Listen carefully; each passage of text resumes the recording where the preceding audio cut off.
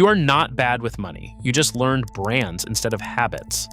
Here are 28 Japanese grocery tricks that save hundreds of dollars a year. Let's get into it. Number 28, do your shopping in the last 90 minutes before the store closes. You are paying full price at 5 in the afternoon. The fish is the same fish. The store just has not panicked yet. In Japan, this is a ritual, and shoppers time their arrival for the moment a clerk walks the aisles with a sticker gun marking prepared food, fish, and meat down 20, then 30, then 50%. Take it home and freeze it that night. Freezing is a hard stop, not a slow decline, because bacteria need liquid water to grow, and in a freezer at 0 degrees, all the water in that food is locked up as ice. My grandma Yuki's shopping bag smelled like cold fish and wet cardboard at 7 at night, and I was embarrassed by it. She was feeding 5 people on about half of what my mother spent. Number 27, buy the fish parts nobody else wants. A fillet costs $12 a pound. The collars and the frames cost about $2. Ask at the fish counter for what they trim off, or look for the tray marked Ara, and simmer that pound of bones in water at a bare tremble, around 180 degrees for 45 minutes. Never let it boil hard. The connective tissue wrapped around fish bone is collagen, and slow, gentle heat unwinds it into gelatin, which is what gives a soup that clinging, full-bodied weight your tongue reads as expensive. This is how Japanese home cooks get 3 meals out of 1 fish.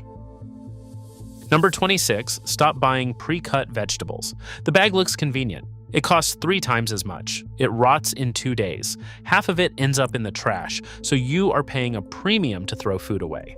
Buy whole carrots, whole cabbage, whole onions, and give yourself 10 minutes on Sunday. Here is why the pre-cut stuff dies so fast. Every cut ruptures cell walls and releases an enzyme called polyphenol oxidase, which browns the exposed surface, and each open wound leaks moisture the whole time it sits in the bag. Japanese home cooks buy whole and cut to order, which is why their vegetables are still crisp on Friday. Number 25, buy the block, not the tray. Pre-sliced sashimi is the worst dollar per ounce purchase in the entire store, because you are paying a person to hold a knife. Look for the solid rectangle of fish labeled saku, usually $8 to $12 for enough to feed 2 people, and slice it yourself against the grain with your longest knife. Slicing early is exactly what wrecks it, since every new surface exposes myoglobin to oxygen and turns bright red into dull brown within hours. Japanese fish counters sell blocks because everyone standing there already knows the fish is better sliced at home. Number 24, buy what is in season and be ruthless about it. Most Americans buy the same 8 vegetables in January that they buy in July and pay for it. In Japan, the idea has a name, shun, and it drives the entire grocery list. Asparagus in spring, cucumber in summer, sweet potato in fall, Napa cabbage in winter. Out-of-season produce is picked underripe and then stored for weeks, and the whole time it keeps respiring, burning through its own stored sugars to stay alive, so it arrives cheaper in flavor and dearer in price. Japanese shoppers let the calendar write the list every single week. Number 23, buy the ugly produce on purpose. Japanese markets sell wakeari goods, which translates roughly to "there is a reason," meaning the apple has a scar or the daikon grew with 2 legs. It runs 30 to 50% cheaper, and it is the same food. A scar on a vegetable is suberin, a corky patch of tissue the plant grows to seal a wound, essentially a scab, and it changes nothing about the sugar, starch, or water stored inside. Flavor is not kept in the shape. Japanese shoppers buying for soup or a simmered dish reach into the ugly bin first, because it is all going in a pot anyway. That is the shopping half. The next 7 all happen after you get home, and one of them is a 2-second habit at the sink that nearly every American kitchen gets exactly backwards. That is number 20. Number 22, cut the leafy tops off your root vegetables the moment you walk in the door. You buy carrots with the beautiful green fronds still attached. You put them in the fridge like that. 4 days later, they are floppy, and you blame the store. The greens are the problem, so snap or cut them off about a ½ inch above the root and store the 2 parts separately. Leaves transpire, meaning they pump water out through thousands of tiny pores, and as long as they are attached, they will keep pulling that moisture straight up out of the root to do it. Japanese kitchens do this with daikon, turnips, and carrots automatically.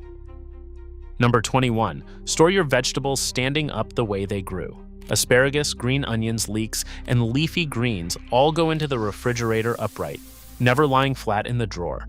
Stand them in a jar with an inch of water or in any tall container, and they will hold a week or more.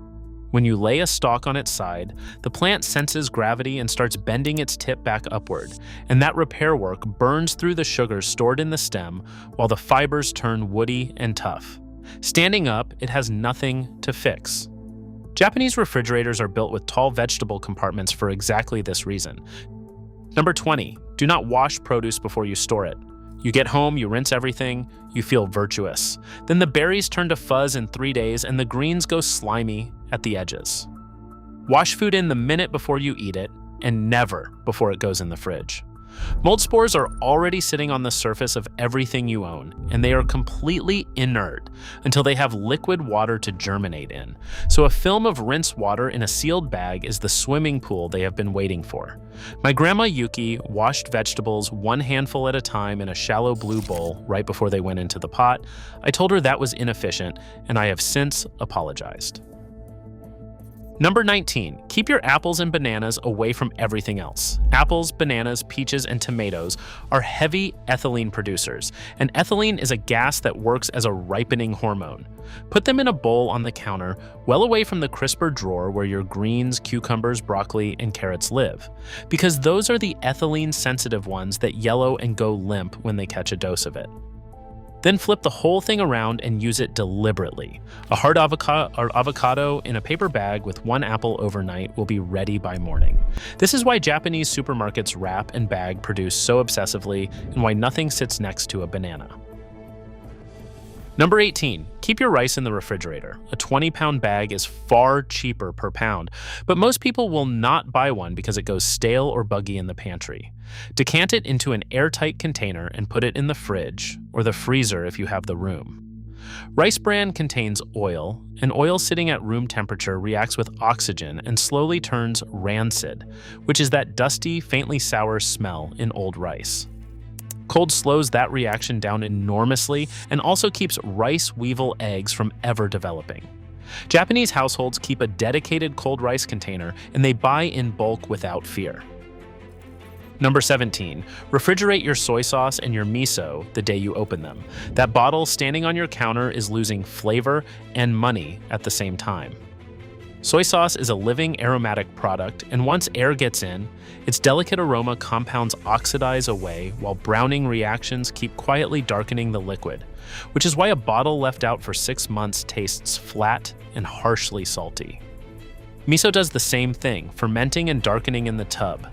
Buy the big container, keep it cold, and it will still taste correct a year later. Every Japanese kitchen keeps both in the refrigerator.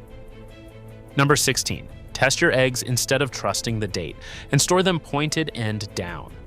Americans throw out a genuinely absurd number of perfectly good eggs. Drop one in a bowl of cold water. If it lies flat on the bottom, it is fresh. If it stands on one end, it is older but fine for hard boiling, and if it floats, let it go. Eggshells are porous, and moisture evaporates out through thousands of microscopic holes, so the air cell inside grows and the egg becomes buoyant. Point-down storage keeps that air cell up top and the yolk centered. Japanese cooks eat eggs raw, so they read them this way daily. Now we move to the freezer, which is where the real money is hiding, and where the advice you have been given your whole life is worst. Number 3 is going to make you angry at every recipe blog you have ever read. Number 15, freeze your meat flat, thin, and portioned. When ground pork goes into the freezer as a fist-sized lump in its store tray, it takes hours to freeze through, and when you thaw it, there is a pink puddle in the bowl. That puddle is your money. Divide it into half-pound portions, press each one flat in a freezer bag until it is about a half-inch thick, and file them standing up. Fast freezing forms tiny ice crystals, while slow freezing forms big jagged ones that shred cell walls from the inside, and shredded cells cannot hold their juice on the way back out. Japanese home cooks portion by the meal, never by the package. Number 14, blanch your greens for 30 seconds before you freeze them. Buy spinach, kale, or bok choy when it is $1 a bunch, drop it into boiling water for 30 seconds, plunge it into ice water, squeeze it into a tight ball, and freeze it. Do not skip the boiling step. Vegetables are full of enzymes that stay slowly active even at freezer temperatures, and those enzymes are exactly what turn frozen greens yellow, mushy, and faintly like hay after a month. 30 seconds of heat destroys them permanently. Japanese cooks squeeze blanched greens into logs, and that frozen ball becomes ohitashi, miso soup, and rice bowls all month. Number 13. Freeze your ginger whole and grate it from frozen. Everyone buys a knob of ginger for one recipe, uses an inch, and finds the rest shriveled and spotted with blue-green mold 2 weeks later.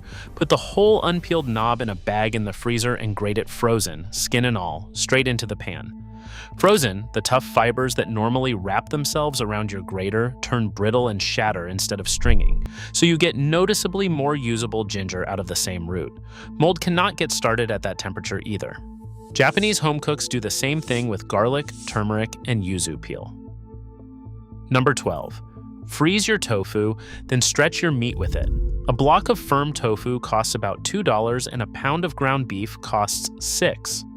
Freeze the drained block solid, thaw it, then squeeze the water out with both hands like a sponge.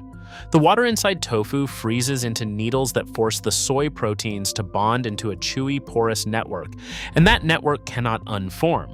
So what thaws out is meaty, spongy, and drinks up sauce. Japanese cooks have made this on purpose for centuries and call it koya dofu. Number 11. Freeze your cooked rice while it is still hot and never put it in the refrigerator. Make 5 cups at once. Wrap single portions in plastic while they are still steaming, flatten them, and get them into the freezer. 90 seconds in the microwave later, and it is indistinguishable from fresh.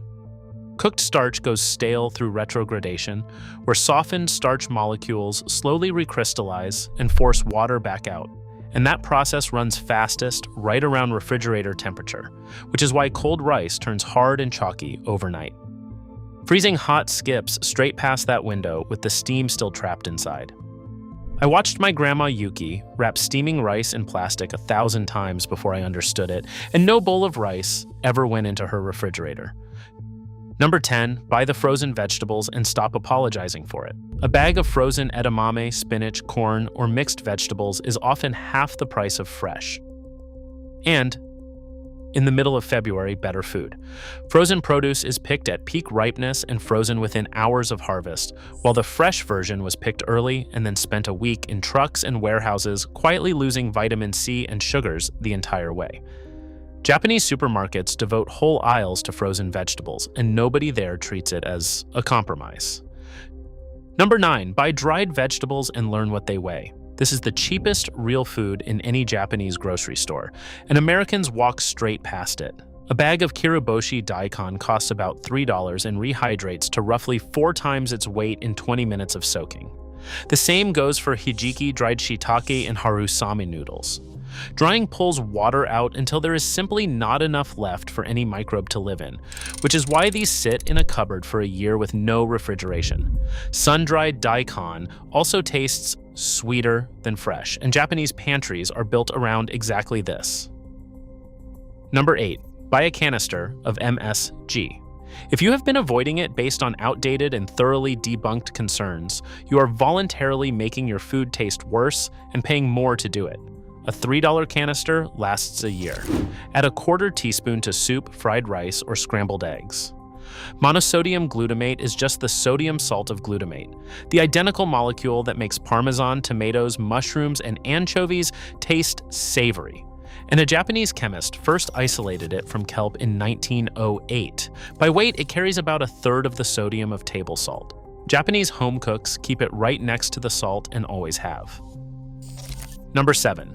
Turn your vegetable odds and ends into quick pickles. The half cucumber, the cabbage core, the 3 sad radishes, and the carrot stub. Slice them all thin, put them in a bag or jar with about 2 teaspoons of salt per pound of vegetable, press the air out, and leave it 1 hour on the counter or overnight in the fridge. Salt pulls water out of the vegetable cells by osmosis, which firms the texture and concentrates the flavor, And that salty, low-water environment lets almost nothing but lactic acid bacteria survive, which drop the pH low enough that spoilage organisms cannot take hold. Every Japanese meal includes a little dish of these, made from scraps. Number 6. Make one-pot nabe your default weeknight dinner. A heavy pot, a quart of dashi, a pound of the cheapest thinly sliced pork, a head of Napa cabbage, and whatever mushrooms are on sale will feed 4 people for about $10. Keep the pot at a bare simmer and never a rolling boil, because muscle proteins contract and wring out their own moisture once they climb past roughly 160 degrees, and thin pork goes from silky to gray and tight in under a minute. This is the ordinary winter dinner across Japan, and it is why the cheap cuts taste luxurious there. Number 5. Cook it today and eat it tomorrow. Japanese curry, nikujaga, and oden are all understood to be better on the second day, so make a double batch on Sunday and plan for it. Cool it, refrigerate it overnight, and reheat it gently. Overnight, dissolved salt and flavor compounds keep diffusing into the center of the potatoes and the meat. The gelatin and starch that leached into the liquid set up and thicken it, and the harsh, volatile compounds from raw onion and spice quietly evaporate off.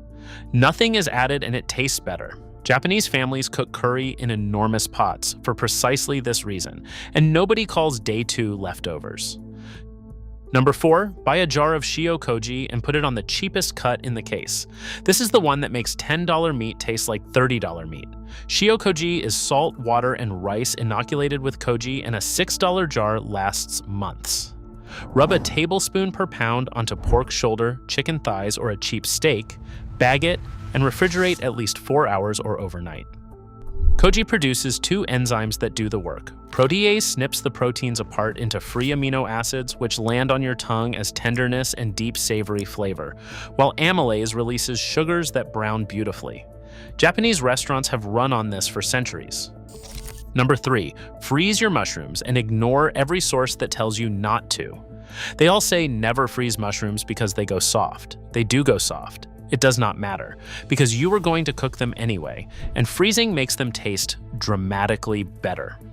Buy them when they are cheap, slice them, freeze them raw in a bag, and cook them straight from frozen. Ice crystals rupture the cell walls from the inside, which releases enzymes that break the mushroom's own RNA down into guanylate, one of the most powerful savory compounds that exists, so a frozen shiitake can carry several times the umami of a fresh one. Japanese cooks freeze them on purpose. Number 2, use your dashi ingredients twice, then eat them. Once you have made stock, the spent kombu and bonito flakes go straight back into the pot with fresh water for a second, longer extraction, about 10 minutes at a simmer, and that second stock, niben dashi, is what you use for miso soup and simmered vegetables. The first gentle infusion only pulls out the fastest and most soluble flavor, leaving plenty of glutamate, minerals, and gelatin still locked in the solids. Then chop what is left, dry it in a pan with soy sauce, sugar, and sesame seeds, and you have furikake for your rice. 1 purchase, 3 uses, and this is where the Japanese word mottainai actually lives. And here we are at number 1, the jar of cold water in the refrigerator door, and it is the trick that genuinely changes everything. Take a strip of dried kombu about the size of your hand, drop it into a quart jar of cold water, and leave it in the fridge overnight. That is the entire method. In the morning, you have a quart of dashi that costs about 10 cents and replaces every carton of stock and every bouillon cube you own. Cold water draws the glutamate out of the kelp slowly and leaves behind the bitter, slippery compounds that hard boiling always drags along with it. And when you add a pinch of bonito flakes, the inosinate in the fish and the glutamate in the kelp multiply each other, so the savory hit is many times stronger than either one alone. My grandma Yuki never told me why there was a jar of water and a piece of seaweed in her refrigerator door. She just moved my hand and said, "Do it this way." There you have it, 28 Japanese grocery tricks that will quietly hand you back hundreds of dollars a year. Do not try all of them at once. Pick 3 or 4 this week. Start the kombu jar tonight, cut the tops off your carrots, freeze your mushrooms, and do your shopping in the last 90 minutes on Friday. Your grocery bill will drop and your food will taste better at the same time. A few of these came from my grandma Yuki, who never explained a single one of them, and who would be quietly pleased they are in your kitchen now. Drop a comment below and tell me which one surprised you the most. And subscribe if you want more deep dive Japanese cooking content like this, because I have a lot more coming.